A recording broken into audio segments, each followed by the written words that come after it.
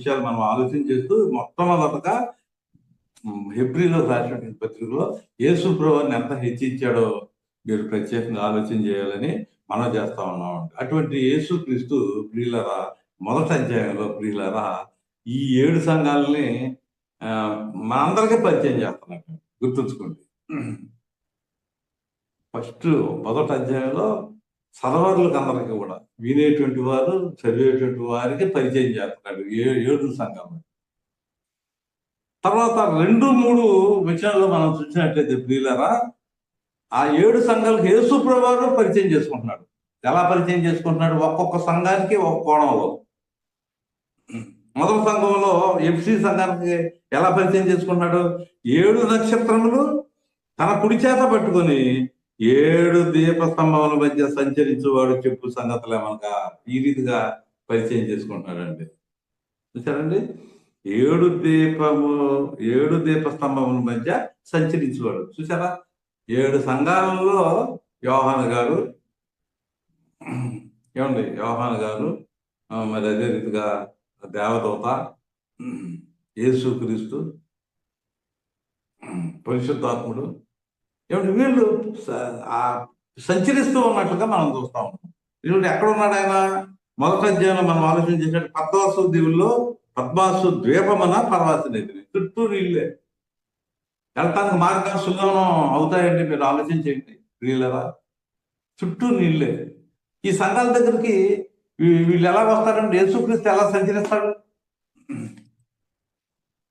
అక్కడ యోహాను గారు ఎలా రాస్తారు? పరిశుద్ధాత్ముడు ఎలా చెప్తాడు?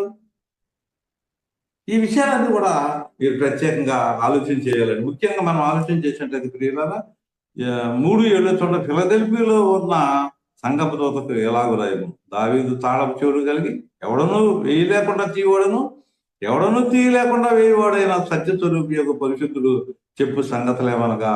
ఇక్కడ ఎలా పరిచయం చేసుకుంటున్నాడు? ఫిలదెల్ఫియా సంఘానికి చూసారా? ఇక్కడ ఒక్క కోణంలో పరిచయం చేసుకున్నాడు. ఎలాగా? దావీదు తాళపు చెవులు కలిగి ఎవడను వేయలేకుండా తీయవాడను, ఎవడను తీయలేకుండా వేయవాడు అయిన సత్యస్వరూపి పరిశుద్ధుడు చెప్పు సంగతులు ఏమనగా. చూడండి 8వ వచనం చూడండి, నీకున్న శక్తి కొంచెమై ఉండినను నీవు నా వాక్యమును గైకొని నా నామము ఎరగనం లేదు. ఇదిగో తలుపు నీ ఎదుట తీయించి ఉన్నాను. సువార్తకు మార్గాలు సుగమనం చేశాడండి దేవుడు.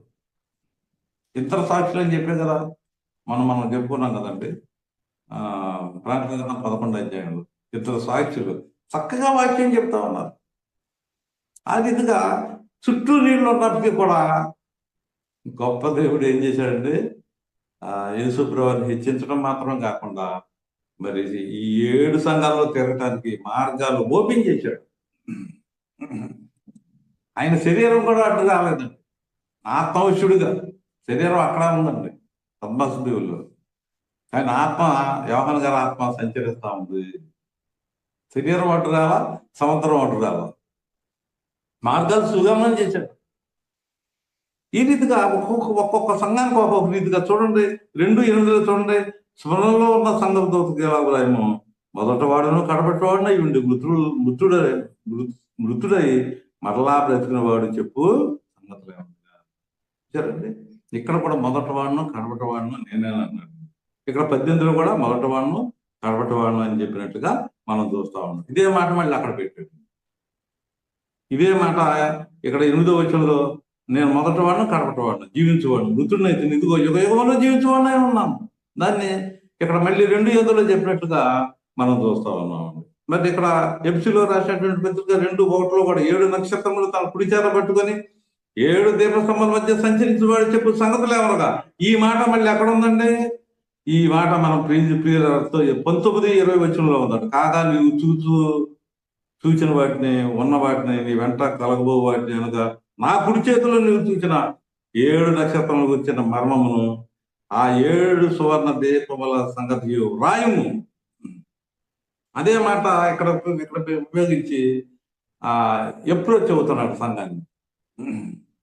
సంఘాన్ని అప్రోచ్ అయ్యేటప్పుడు ముందు ఏ మాట చెప్పి పరిచయం చేసుకుంటున్నాడో అవన్నీ కూడా మొదటి అధ్యాయంలో పెట్టాడండి. అన్ని ఆ 7 విధాలుగా ఏ రీతిగా అభివృద్ధి చేయడో ఆ మాటలన్నీ మొదటి అధ్యాయంలో ఉన్నాయి.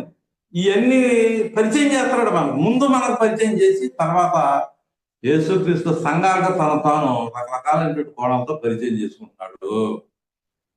2:12 చూడండి. పెర్గములో ఉన్న సంఘపు దూతకు ఎలాగ రాయము, వాడి అయినా 2 అంచులు గల ఖడ్గము గలవాడు చెప్పు సంగతులు ఏమనగా. చూశారు, ఇక్కడ సంఘాన్ని పరిచయం చేసుకుంటాడు, పెర్గములో ఉండేటువంటి సంఘానికి. దీన్నే మనకు పరిచయం చేస్తున్నాడు. ఎక్కడండి? మనం ఆలోచన చేసినట్లయితే మరి ఇక్కడ 16వ వచనం చూడండి. 16వ వచనం ప్రియులారా, 1:16 అండి. ఆయన తన కుడి చేత 7 నక్షత్రములు పట్టుకొని ఆయన నోటి నుండి 2 అంచులు గలవాడైన ఖడ్గం ఒకటి బయలువెడుతుండెను. చూసారు, ఇక్కడేమో మనకు చెప్తున్నాడు, అక్కడేమో నేను ఎటువంటి వాడిని ఆ సంఘానికి, పెర్గమ సంఘానికి పరిచయం చేసుకుంటూ ఉన్నట్టుగా మనం చూస్తా ఉన్నామండి. ఓకే, కొన్ని విషయాలు మనం తెలుసుకుందామండి ఈరోజు. ఇక్కడ 2:18 చూడండి. తురతైలో ఉన్న సంఘపు దూతకి ఎలా రాయము, అగ్ని జ్వాల వంటి కన్నులను అపరంజిని పోలిన పాదములు గల దేవుని కుమారుడు చెప్పు సంగతులు ఏమన్నా. రోమాని కాళ్ళతో నలిపేస్తానయ్యా. నేనే కాదు, నువ్వు కూడా సాతాను కంటే 16-20 రోమ నువ్వు కూడా కాలుతో తొక్కేస్తావు, జాగ్రత్త. ఈ రీతికి సంఘానికి మీకేం భయం లేదు, భయం లేదమ్మా. యజబేల్ అనేటువంటి ఒక మనిషిని నువ్వు చూడండి ఉండనిచ్చుతున్నావు మీ సంఘంలో. అయితే ప్రియమైనటువంటి వాళ్ళు ఇక్కడ ఏమన్నాడంటే, ఇది సంఘానికి ఆ రీతిగా ఆ మాట చెప్పి పరిచయం చేసుకుంటే ఎప్పుడో చెబుతున్నాడు సంఘాన్ని, ఆ సంచరించడానికి ముందు. ఇదే మాట ఇక్కడ మనం చూసినట్లయితే 14 చూడండి. ఆయన తలయు తల వెంట్రుకలను చల్లని బుద్ధిని పూలినవై మహిమంతా దవడగా ఉండెను. ఆయన నేత్రంలో అగ్నిజ్వాల ఉండేను. ఇక్కడే ఉన్నాడు. తురతైలో 2:18 అగ్నిజ్వాల వంటి కనులను అపరించిన పోలిన పాదములు గల దేవుని కుమారుడు చెప్పు సంగతులు ఏమనగా. ఇక్కడే ఉంటాడు 14లో. ఆయన నేత్రంలో అగ్నిజ్వాల ఉండేది 3వ లైన్లు. ఆయన పాదములు కొలులో పుటం వేయబడి మెరుగుతున్న అపరంజితో సమానమై ఉండేది. ఇక్కడ మనకు పరిచయం చేస్తున్నాడు ఈ సంఘాల గురించి. అక్కడ సంఘం దగ్గరికి ఆయన వెళ్ళి పరిచయం చేసుకుంటున్నాడు, సంఘానికి ఆయన పరిచయం చేసుకుంటాడా. మొదటి అధ్యాయంలో 7 సంఘాలను మనకు పరిచయం చేస్తున్నాడు. ఈ రీతిగా మనం ఆలోచన చేయ బద్దులమై ఉన్నామని నేను ప్రత్యేకంగా మనం చేస్తా ఉన్నాను. చూడు 3:1 చూడండి. సార్దిస్సులో ఉన్న సంఘం దూతకు ఎలా రాయము, 7 నక్షత్రములను 7 ఆత్మలు గలవాడు చెప్పు సంగతులు ఏమనగా, నీ క్రియలను నేను ఎరుగుతున్నాను. చూడండి 7 నక్షత్రాలు చూడండి. 1:20లో మనం చూస్తున్నామండి. 7 నక్షత్రాలు యేసు ప్రభువు చేతిలో ఉన్నట్లుగా మనం చూస్తా ఉన్నాం. డొమిషియన్ నక్షత్రం అంటే ఎందుకు పెట్టాడంటే, అక్కడ డొమిషియన్ ఆయన కొడుకు నక్షత్రం పట్టుకున్నట్టుగా నాణ్యాల మీద ముద్రించాడు డొమిషియన్ గారు. అంటే ఆయన కొడుకు యొక్క ఔన్నత్యాన్ని డొమిషియన్ అనేటువంటి చక్రవర్తి శ్రమల కాలంలో ఈ డబ్బు ఉంటాయి కదా, నాణ్యాలు ఉంటాయి, దాని మీద ముద్రించాడు. దేవుడు ఏం చెప్తున్నాడంటే, అయ్యా నాణం ఈ నక్షత్రం అనేటువంటిది నీ కొడుకు చేతిలో ఉండటం కాదు, అసలు రోమా ప్రభుత్వం, అది మాది పార్సికే కానీ, గ్రీకే కానీ, బబులోనే కానీ, అశ్షూరే కానీ, ఐగుప్తే కానీ అన్నీ కూడా నా చేతిలో ఉన్నాయి నాయన. నా చేతిలో ఉంటే ఎప్పుడో కూడా దొంగిలించలేదయ్యా. 10, 25, 26 యోహాను సువార్త. నా చేతుల్లో ఉన్న దాన్ని ఎవడో దొంగిలించలేడు. ఏమంటే ఈ రీతిగా ఇక్కడ 13లో యేసు ప్రభువు ఆ రీతిగా ఎప్పుడు చెబుతారు ఆ మాట చూసారా. ఇదే మాటలో 1వ అధ్యాయంలో చెప్పి మనకు పరిచయం చేస్తాం. ఈ రీతిగా మనం కొన్ని విషయాలు ఇప్పుడు మనం చెప్పుకున్నాం కదా. ఫిలదెల్ఫియాలో మనం చెప్పుకున్న మార్గాలు సుగానం చేస్తాడని చెప్పుకున్నాం కదా. ఆ రీతిగా మరి ఇక్కడ పద్మాస్ దీవుల్లో ఉన్నటువంటి ఆ ఇరుక్కుపోయినటువంటి ఆ ఖైదీగా ఉన్నటువంటి ఆ యోహాను గారికి మార్గాలు సుగానం చేసి 7 సంఘాలు చూసేటువంటి అదృష్టాన్ని, ఆదివారం అది కూడా ఆదివారం ఆరాధనకి పార్టిసిపేట్ చేయడానికి చూసారు. 7 ఆరాధనలు పార్టిసిపేట్ చేశాడండి. ప్రభు దినం అది. ఒక ఆరాధన పోయిందని బాధపడతాను. ఊహించు వాటికంటే దేవుడు మనకు గొప్ప కార్యాలు చేసేటువంటి వాడుగా ఉంటాడని నేను ప్రత్యేకంగా మనం చూడండి 3:14 లౌదోకిలో ఉన్న సంఘపు దూతకి ఎలాగో రాయము. ఆమె నన్ను వాడు 2 కొరింథీ 1:20 ఉంటుందండి. ఆమె అంటే అవుగాక అనువాడు నమ్మకమైన సత్య సాక్షి దేవుని సృష్టికి ఆర్యునైన వాడు చెప్పు సంగతులు ఏమనగా 2 కొరింథీ 5:7 నూతన సృష్టి యేసుప్రభువు చేసింది. నూతన సృష్టి, మొదటి సృష్టి కూడా యేసుప్రభువు ద్వారా జరిగింది. కానీ రెండో సృష్టి ఏమండి, ఇదేంటంటే నూతన సృష్టి. యెషయా గ్రంథం 11వ అధ్యాయంలో మనం చూస్తాం నూతన సృష్టి ఎలా ఉంటుంది. సింహాలు మరి క్రూర జంతువులు, సాధు జంతువులు ఒకే చోట పడుకుంటాయి. అంతేత ఇక్కడ ఏమంటున్నాడంటే నమ్మకమైన సాక్షి. యేసుప్రభువు ఎవరు? నమ్మకమైనటువంటి సాక్షి. చూసారా, యోహాన్ రాసిన ప్రకటన గ్రంథం 1వ అధ్యాయంలో 5వ వచనంలో నమ్మకమైన సాక్షి, మృతులలో ఆది సంబుద్ధులుగా లేచిన వాడు.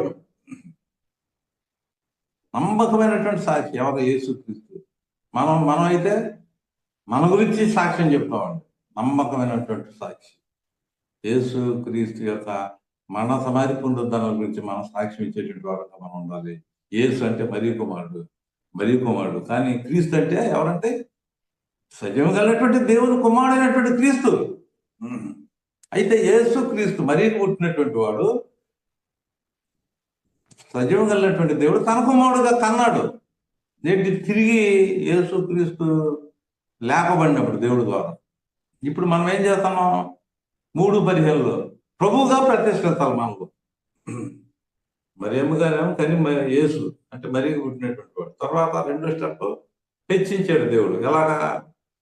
ఎలాగంటే తన కుమారుడుగా కన్నాడు క్రీస్తుగా. యేసు క్రీస్తుని ఇప్పుడు ఏం చేయాలి? మనం మన హృదయంలో ప్రతిష్ఠిస్తే మనం హెచ్చించబడతాం. అది దేవుడు హెచ్చించాడు, ఓకే. యేసుని క్రీస్తుని ప్రభువుగా మన హృదయంలో మనం హెచ్చించుకున్నాం అనుకోండి, యేసు ప్రభువారి కంటే మనం పైన ఉంటాం. యేసు ప్రభువారి మీద కూర్చుంటాం సింహాసనంలో. ఒకటే సింహాసనం 3:20లో ఆయన కింద ఉంటే ఆయన మీద మనం కూర్చుంటాం.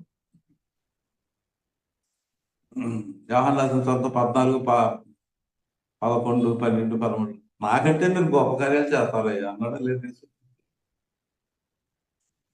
యేసుక్రీస్తు కంటే తన సొంత కొడుకు కంటే మనల్ని ఎక్కువ హెచ్చిస్తాడు. చూసారా, యేసుక్రీస్తు సంఘం కోసం రక్తం చిందించాడే తప్ప ఏమండి ఆ సంఘంలో కార్యక్రమాలు మనం చేస్తున్నామండి. అందుకోసం కప్పులు కడిగేవాడు అందరికంటే ఎక్కువ నలుపుడైనటువంటి బాప్తిస్మ యోహాను కంటే క్రీస్తు సంఘంలో కప్పులు కడిగేటువంటి వాడు అందరికంటే ఎక్కువ అనేటువంటి విషయాన్ని నేను ప్రత్యేకంగా మనం చేసుకుంటా ఉన్నాను. ఇక్కడ మనం ఏం ఆలోచన చేసామంటే మొదటి అధ్యాయంలో సంఘాలు పరిచయం చేస్తున్నాడు మనకి. సంఘాల్లో 7 సంఘాల్లో ఏం చేశాడు? ఆయన పరిచయం చేసుకుంటున్నాడు.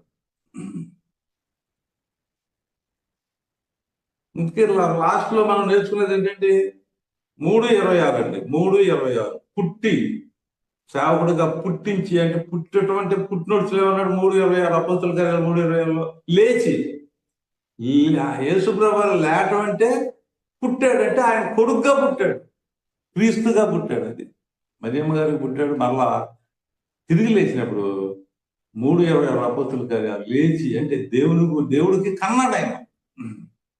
అందుచేత యేసు క్రీస్తుని చేశాడు దేవుడు.